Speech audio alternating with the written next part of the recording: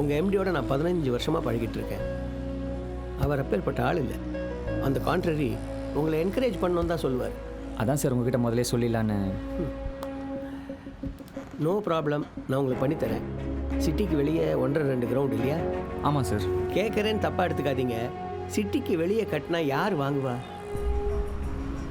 நான் நிறைய பேருக்கு இந்த மாதிரி இடம் வாங்கி கொடுத்து அவங்களும் ஃப்ளாட்ஸ் கட்டி இப்போ விற்க முடியாமல் தவிச்சுக்கிட்டு இருக்காங்க. சார் எப்படி சார் பண்ணலாம்? அதை நீங்களே ஒரு நல்ல ஐடியா வந்தால் சொல்லுங்கள் sir. In my personal opinion சிட்டிக்குள்ளே கட்டினீங்கன்னா பெட்டர். அதுக்கு நிறைய பணம் தேவைப்படுமே சார். ஆனால் ரிஸ்க் இல்லையேப்பா. கடைக்கால் பூஜை போட்ட உடனே எல்லா ஃப்ளாட்ஸும் புக் ஆகிடும். அப்புறம் நீங்கள் சேஃபாக இருப்பீங்க. உங்களுக்கு இந்த மாதிரி ஏதாவது ஐடியா இருந்தால் சொல்லுங்கள். சேலையூரில் ஏன் இடமே இருக்குது, வந்து பாருங்கள்.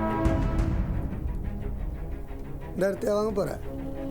இல்லைடா, நான் எங்கடா இதெல்லாம் பண்ணுறது. நான் ஏதோ ஒரு 50-60 லட்சம் ரேஞ்சில் பண்ணலான்னு நினச்சேன். மீடியேட்டர் தான் என் இடமே ஒன்று இருக்குது பார்க்குறீங்களான்னு கேட்டார். சும்மா ஆசைக்கு வந்து பார்க்குறோம்.